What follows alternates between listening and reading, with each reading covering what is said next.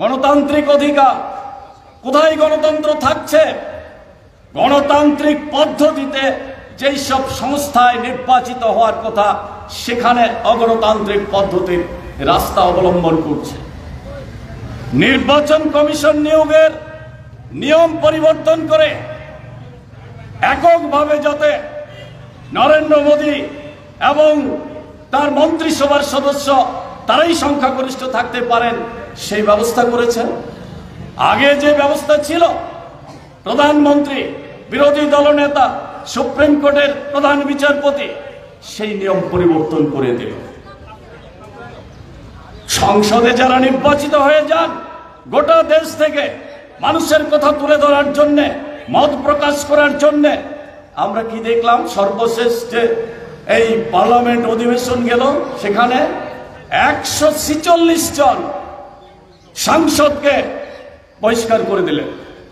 তারপর তাদের খুশি মতো বিল পাস করিয়ে নিচ্ছেন, 6 মিনিটের মধ্যে 9টি বিল পাস করিয়ে নিচ্ছেন। এর নাম গণতন্ত্র? একে গণতন্ত্র বলে? এইভাবে স্বৈরাচার আজকে মাথায় উঠে বসেছে। এর থেকে দেশকে মুক্ত করতে না পারলে সব ধর্মের মানুষ যেমন তাদের অধিকার থাকবে না, মানুষের গণতান্ত্রিক অধিকার থাকবে না। আমাদের রাজ্যের অবস্থা কি? আমরা রাজনৈতিক দলের অফিস করতে পারি না, মিছিল মিটিং করতে পারি না, দাবি করতে পারি না, আন্দোলন করতে পারি না, তার উপর আক্রমণ আসছে। কোথায় গণতন্ত্র? এইভাবে তারা কি চাইছে? হিন্দু, হিন্দি, হিন্দুস্তান এই যদি হয় তাহলে আমাদের দেশের অন্য ধর্মের লোক কোথায় যাবে? হিন্দি ভাষাই যদি একমাত্র ভাষা হয়, আমাদের এত ভাষা, তো আমাদের ভাষা কোথায় যাবে? বাংলা ভাষা কোথায় যাবে? ককবরক ভাষা কোথায় যাবে? তামিল ভাষা কোথায় যাবে? অহমিয়া ভাষা কোথায় যাবে? আরো যে ছোট ছোট ভাষা আছে সেগুলি কোথায় যাবে? হারিয়ে যাবে। হিন্দু, হিন্দি, হিন্দুস্তান এই চাইছে তারা। এইভাবে দেশের গণতন্ত্রকে, সংবিধানকে ধ্বংস করতে চাইছে। এই ধ্বংসের হাত থেকে ভারতবর্ষ রক্ষা পাবে কি পাবে না এটা নির্ভর করবে এবারকার নির্বাচনে। তবে এটা ঠিক, মানুষ কিন্তু জেগে উঠছে, মানুষ জেগে উঠছে। তাদের যে প্রতিশ্রুতি ছিল প্রতিটা প্রতিশ্রুতি খেলাপি করেছে। 14 সালে যখন ক্ষমতায় আসে প্রতিশ্রুতি দিয়েছিল বছরে 2 কোটি বেকারের চাকরি দেবে। আর আজকে ভারতবর্ষের মধ্যে স্বাধীনতার পর সবচেয়ে বেশি বেকারত্বের হার হচ্ছে ভারতবর্ষে। শিক্ষিত বেকার তাদের হার হচ্ছে 83%। এই 10 বছর যদি নরেন্দ্র মোদী সরকার তার কথা রাখতেন 20 কোটি বেকারের চাকরি দিতে পারতেন। চাকরি হয়েছে? কোথায় চাকরি হয়েছে? প্রতি বছর কর্মসংস্থান থেকে ছাঁটাই হয়েছে। কর্মসংস্থান কবে এসেছে? এই ভয়ঙ্কর পরিস্থিতি আজকে গোটা ভারতবর্ষের মধ্যে।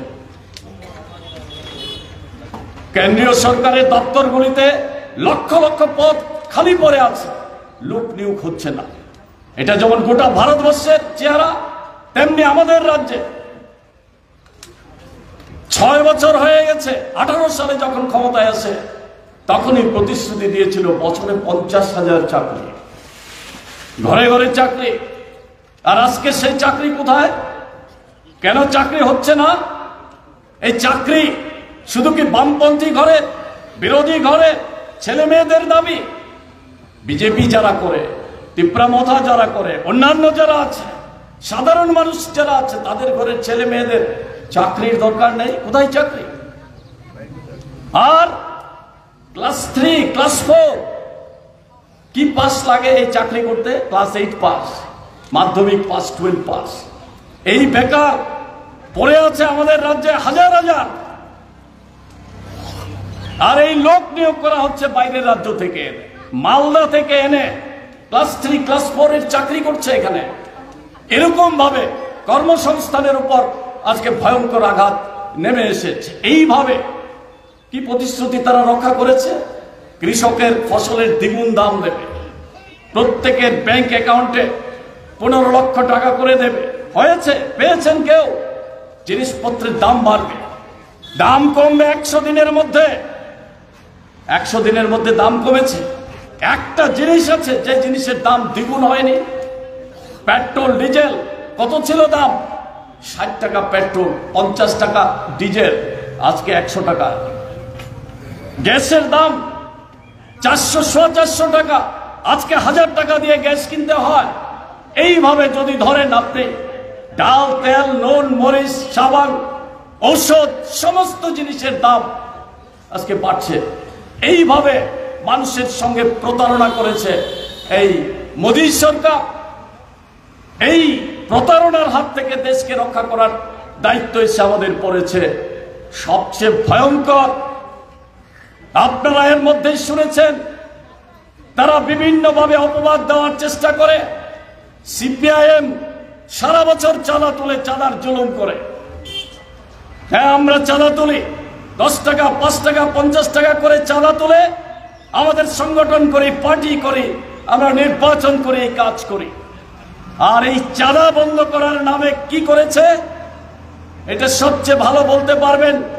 আজকে প্রধান বক্তা কমরেড জিতেন দা এখানে উপস্থিত আছেন, তখন সংসদে ছিলেন 2019 সালে। যখন এই বিল পাস করেন, যে খুশি যত খুশি চাঁদা দিতে পারবেন, রাজনৈতিক দলকে তার নাম প্রকাশ করা হবে না। কোন দলকে টাকা দেওয়া হয়েছে নাম প্রকাশ করা হবে না, জানা যাবে না। বিরোধিতা করেছিল আমাদের পার্টি। শুধু বিরোধিতা না, একটা পয়সাও যেমন আমরা গ্রহণ করিনি, তেমনি এই অসাংবিধানিক দুর্নীতি বন্ধ করার জন্য আমরা সুপ্রিম কোর্টে মামলা করেছি। আমাদের পার্টির জেনারেল সেক্রেটারি সীতারাম ইয়েচুরি এই মামলা করেছে। এই মামলার রায় হয়েছে অসাংবিধানিক, বেআইনি, এটা বন্ধ করেছে। কারা চাঁদা দিয়েছে, কাদের চাঁদা দিয়েছে নাম প্রকাশ করতে হবে, এখন নাম প্রকাশ করেছে। সেই নামের তালিকায় কারা টাকা পেয়েছে, যা চাঁদা দিয়েছে বিভিন্ন কোম্পানি, বিভিন্ন ব্যবসায়ী, বিভিন্ন প্রতিষ্ঠান, সমস্ত টাকার সিংহভাগ টাকা গেছে বিজেপির কোষাগারে। কারা টাকা দিয়েছে? তারা বড় বড় কোম্পানি তো আছে, সবগুলির কথা আমি বললাম না। ওষুধ কোম্পানি, 27টা ওষুধ কোম্পানি আছে, 37টা ওষুধ কোম্পানি আছে যাদের নোটিশ হয়েছে। জাল ওষুধ, 2 নম্বরই ওষুধ, এই ওষুধ খেলে শিশুদের মৃত্যু হতে পারে, বন্ধ করে এই ওষুধ। এই নোটিশ পাওয়ার পর সিবিআই, ইডি কোথাও গিয়েছে, তারপরেই লাইন ধরছে বিজেপি ফান্ডে টাকা দেওয়ার জন্য।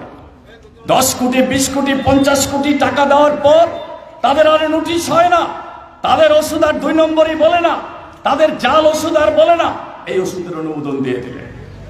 টিকা, ভ্যাকসিন যখন বেরোলো, সেই ভ্যাকসিন অনুমোদন পায় না বিশ্ব স্বাস্থ্য সংস্থার কাছ থেকে, নরেন্দ্র মোদী অনুমোদন দিয়ে দিলেন। ওই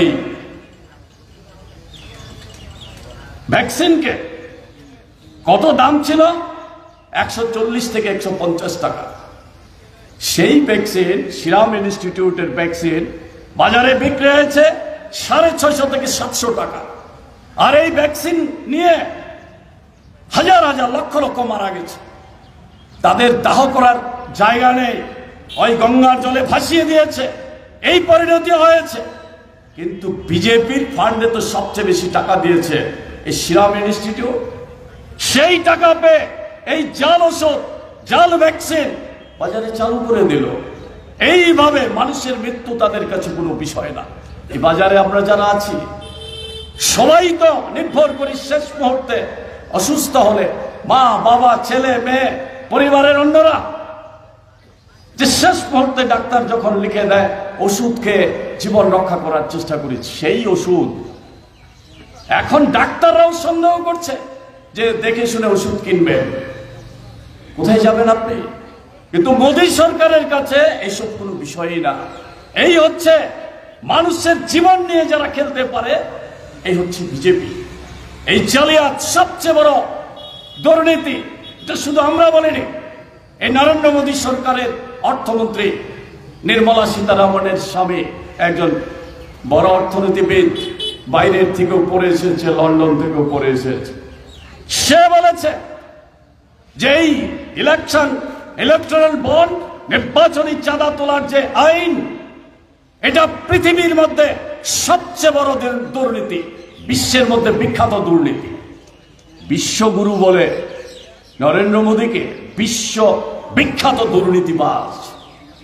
শুধু আমরা বলছি না, সুপ্রিম কোর্ট বলছে না, তার দলের মধ্যেও বলছে, সীতারামনের স্বামী বলছে। আজকে এই হচ্ছে পরিস্থিতি। এই পরিস্থিতির মধ্যে এই দুর্নীতিবাজ, জালিয়াত, তাদেরকে যদি এই শাসন ক্ষমতা থেকে হটানো না যায়, দেশের সর্বনাশ হবে। এই সর্বনাশ থেকে দেশকে রক্ষা করার দায়িত্ব শুধু ইন্ডিয়া মঞ্চের 27-28টা রাজনৈতিক দলের না, গোটা ভারতবর্ষের সচেতন নাগরিক, দেশপ্রেমিক মানুষের দায়িত্ব। সেই দায়িত্ব পালন করার জন্য আজকে এগিয়ে আসতে হবে। বলছে মোদি গ্যারান্টি, এখন বিজেপি গ্যারান্টি না, মোদি গ্যারান্টি। মোদি গ্যারান্টি মানে 2 কোটি বেকারের চাকরি দেবে বলে প্রতারণা করেছে, দ্বিগুণ ফসলের দাম দেবে বলে প্রতারণা করেছে, জাল ওই কালো টাকা উদ্ধার করে 15 লাখ টাকা দেবে বলে প্রতিশ্রুতি দিয়েছিল, প্রতারণা করেছে, জিনিসপত্রের দাম কমাবে বলে প্রতিশ্রুতি দিয়েছিল, প্রতারণা করেছে। এটার নাম মোদি গ্যারান্টি না মোদি প্রতারণা? বলা যেতে পারে এটা মোদি প্রতারণা। প্রতারকের নাম হতে পারে নরেন্দ্র মোদী। এর আগে আমাদের দেশে কোন প্রধানমন্ত্রী এত নিচে নামেনি যে অবস্থার মধ্যে চলে গেছে। সেই গ্যারান্টির কথা বলছে। তাই এই অবস্থা থেকে দেশকে বাঁচানোর জন্য আজকে ঐক্যবদ্ধ হয়ে এগিয়ে আসা ছাড়া বিকল্প কোনো পথ নেই। তাই আমি আহ্বান করব, আমার পরে আরো বক্তারা আছেন, বিস্তৃত আলোচনা করবেন, কিন্তু আজকে আমাদের সামনে সবচেয়ে বড় দায়িত্ব, এই পূর্ব ত্রিপুরা আসনে আমাদের প্রার্থী কমরেড রাজেন্দ্র রিয়াং, সর্বজয় রিয়াং এর সন্তান, যিনি সর্বজয় রিয়াং এডিসির একজন সম্মানিত সদস্য ছিলেন। সন্ত্রাসবাদের বিরুদ্ধে দৃঢ় অবস্থান নেওয়ার জন্য তাকে খুন করা হয়েছে। রাজেন্দ্র রিয়াং এর বাবাকে, রাজেন্দ্র রিয়াং এর ভাইকে খুন করা হয়েছে। সন্ত্রাসবাদের কাছে মাথা নত করে আমাদের রাজ্যটা ভাগ হয়ে যাক, জাতি উপজাতির মধ্যে বিভেদ সৃষ্টি হোক, এটা চায়নি।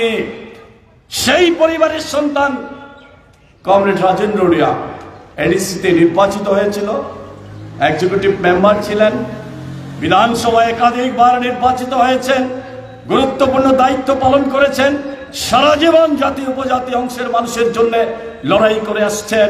বর্তমানে আমাদের সিপিআইএম এর ত্রিপুরা রাজ্য সম্পাদক মন্ডলীর অন্যতম সদস্য কমরেড রাজেন্দ্র রিয়াং। এই রাজেন্দ্র রিয়াংকে ভোট দিয়ে ত্রিপুরার স্বার্থে, দেশের স্বার্থে দিল্লিতে পাঠানো আবেদন আমরা করছি। ভাড়া করা, ওই বাইরের থেকে আনা, তাদেরকে দিয়ে আর সর্বনাশ করবেন না, আর ঠকবেন না। অনেক ঠক হয়েছে, অনেক ঠকবাজি আপনারা দেখেছেন। সে অভিজ্ঞতার উপর ভিত্তি করে আবার ফিরে আসুন, দেশ রক্ষার স্বার্থে, ত্রিপুরার স্বার্থে আমাদের প্রার্থী কমরেড রাজেন্দ্র রিয়াংকে ভোট দিয়ে জয়যুক্ত করুন। এই আবেদন আপনাদের সকলের কাছে রেখে আমি সকলকে আবারও ধন্যবাদ, অভিনন্দন জানিয়ে আমার বক্তব্য শেষ করছি। ইনকলাব জিন্দাবাদ।